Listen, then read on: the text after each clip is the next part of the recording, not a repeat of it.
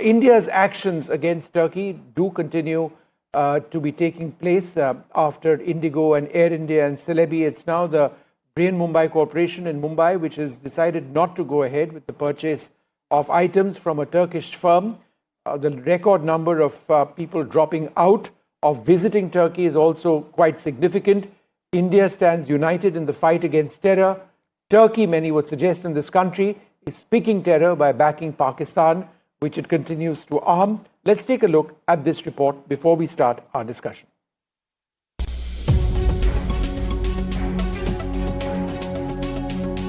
That love for Pakistan and its backed terror will come at a cost. There will be no business as usual with backers of terrorism. India has unleashed a series of economic strikes on Ankara as a payback for over 350 drones and tactical support it provided to Pakistan during Operation Sindoor. In the latest, Mumbai's civic body has scrapped its contract with Turkish firm for robotic lifebuoys for its beaches. This has come after the Bureau of Civil Aviation Security revoked clearance for Turkey's Celebi Aviation. Air India and Indigo moved to end their partnerships with Turkish Airlines. From Turkish chocolates to fashion labels, Indian shelves are going bare. Online platforms like Myntra and Ajio have removed labels like Cotton, Mavi and LC Waikiki apparel, while FMCG distributors, which represent 4.5 lakh retailers, have declared a 2,000 crore rupee boycott on Turkish food and personal care products. Meanwhile, tourism has nosedived. Tour aggregator Make My Trip says for May 2025, cancellations in bookings to Turkey and Azerbaijan jumped by 250%.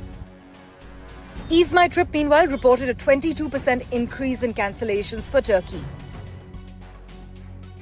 Traders and customers across India are even boycotting fruits and dry fruits coming from Turkey. Basically, if it's Turkish, it's being phased out. Even academia isn't untouched.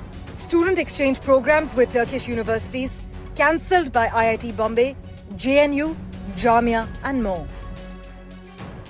The impact has also reached the cultural space. The Confederation of All India Traders has appealed to Indian production houses to stop filming and stop promotional activities in Turkey. With this, India asserts that this isn't about bans or bluster. It's about influence and intent. India is choosing who to engage with more carefully. And for countries engaging with India, whether diplomatically, economically or culturally, the message is subtle but firm. Mutual respect matters and choices have consequences. Parmeshwar Bava for NDTV World. Well, joining us now, Tuhin Sinha of the BJP, Ambassador Ashok Sajjanar and Wing Commander Anuma Acharya of the Congress Party. Thank you all very much for being with us. Wing Commander Acharya, does your party endorse the actions that India is taking against Turkish entities, Turkish firms in many cases? I don't think, Vishnu, you should have any doubts. Whatever actions and decisions the country takes, the party is always with that because it is about Turkey helping Pakistan. So where is the doubt? Our party has never said that we are against government and such things. But only thing I would like to ask you, that India's foreign policy is no longer shaped by serious dialogues. It is completely derailed. That I would like to say, because Prime Minister Modi, we all know, has met more than 8 times to Erdogan, the Turkish Prime Minister. From November 2015 to 16, then in 17, 18, 19, 22, 8 to 9 times he has met. And therefore, I make this statement that our entire foreign policy is jinxed. It is just not working. And we have to remember that, why are we doing... I am not saying we are with the government in this issue because Turkey has helped Pakistan. It's very simple. It's very simple. But I do feel that our foreign policy is not in place. So you feel that they should have taken this action or some action against Turkey earlier on? My point here is so many times until last year Prime Minister has been meeting Turkish president. Why could we not establish a kind of faith and a dialogue with Turkish people, and that they have gone and helped Pakistan? So we have to also take it globally. It is not that we should leave it like this. We have moved from strategic thinking to shallow theatrics on the global stage. We have to take this up. We have to take the word about, or talk to the world about it, that what Turkey has done and how we want, how we see it. So, but you where see, I'll tell you dialogue? what, Wing Commander, and feel free to correct me if I'm wrong.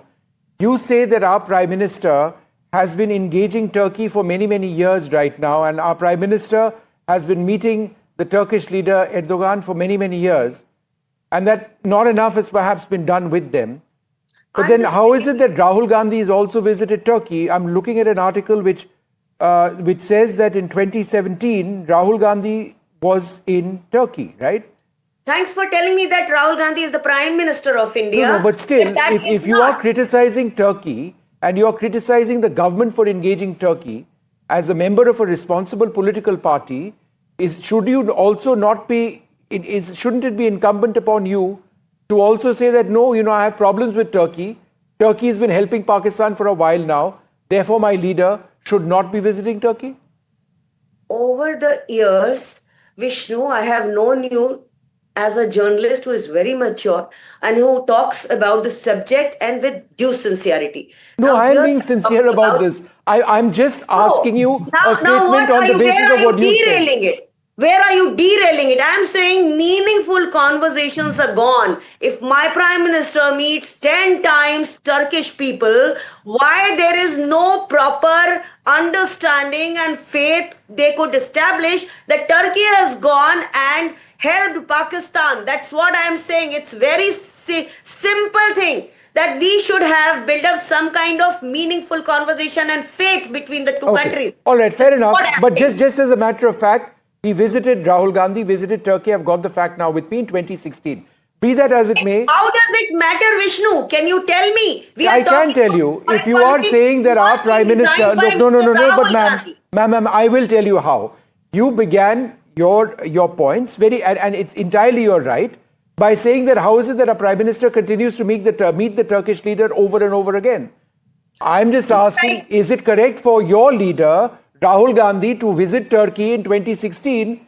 Pakistan and Turkey have been allies for a long time before that. If the Congress party had so many objections to Turkey, then perhaps you should have done something earlier, not gone. From the line one, my point is we have a failed foreign policy. Okay. Our foreign policy is not working. Just that's what I'm saying. Okay, all right. Okay, fair enough. So less than he'll respond to that.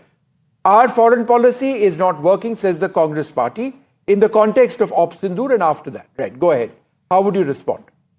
Well, good evening, Vishnu. Good evening, everybody. I'm glad the Congress spokesperson has at least, taken a stand against Turkey because, when Jairam Ramesh and if you recall, when Jairam Ramesh and Pawan Khera were first asked about Turkey, they were fumbling. They were, they were very jittery for some unknown reason. So I'm glad they've taken a stand against Turkey. Now, the point is an enemy's enemy. An enemy's friend is an enemy. And yes, we reached out to Turkey, but fact is, the head of the state in Turkey is a radicalized person, and he could not grow out of his radicalized mindset. But the punitive action which Turkey is going to witness in the next few months will probably make it realize that it needs to be more rational. It need not blindly go with a failed state like Pakistan. And already, I was going through some figures.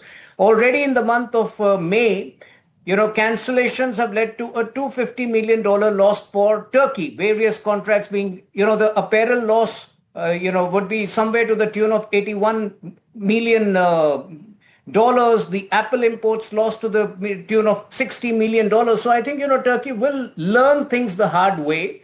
As far as India is concerned, India has a very robust, a very pragmatic foreign policy. In fact, 22 to 23 countries had condemned Pahalgam attacks. And even at this point of time, if you look at the success of our diplomatic mission, countries like Colombia, which had initially supported Pakistan, have now come around to see reason in India's stand. Germany has supported us completely. you need to realize Congress, perhaps it's been a long time since Congress was in power, so it does not understand diplomacy so well. But in a kinetic conflict, when a kinetic conflict is on today, in today's world, most countries refrain from taking an overt side.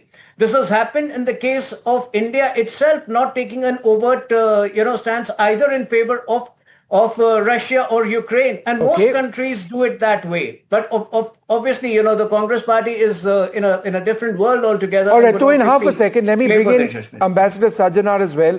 Ambassador Sajjanar, it's all very well for us to be taking action against Turkey because they've been arming Pakistan. But we aren't really doing anything further as far as China is concerned. They are the biggest weapons armor. They are the biggest country which provides arms to Pakistan. We aren't doing anything with the United States either. Pakistan operates American F-16s. So, we are going after Turkey, but, we are picking quite clearly those we want to target because there are some countries which evidently we cannot target, right? That's the bottom line. Yeah, thank you very much, Vishnu. No, I don't think that's the bottom line. I think these are countries with whom we've been having conversations, we've been having discussion, as far as you mentioned China, you mentioned the United States. Let me mention about China. When Galwan happened, when Doklam happened, in 2017, there was a face-off for more than 70 days. So, we are, looking them in the eye. When Galwan happened, for 4 years, more than that, 2020 till 2024 October, there was hardly any interaction at the highest level. So I think there are countries of the sort of China that we push back against. As far as the United States is concerned, it's a much broader relationship. And you cannot really pinpoint that if there is one issue, if Mr. Trump has said that, I have mediated, and we say that you have not mediated, and there are many other things. There are, we take it on with them and resolve it, but there are 10 other areas, whether it is trade, whether it is defense, whether it's energy, on which we are cooperating. Coming to Turkey, I think we need to be mindful of Turkey because the motivations of Turkey are very, very different from any of the other countries. Let me also make this correction, Vishnu. Prime Minister Modi has gone around the world. For instance, he's traveled to the US 10 times, UAE 7 times, Russia 7 times, etc., etc. How many times has he gone to Turkey? Once, in 2015. Not a single time for a bilateral visit. That was a G20 meeting for which he had gone. The relations between India and Turkey have been stressed, particularly on that score.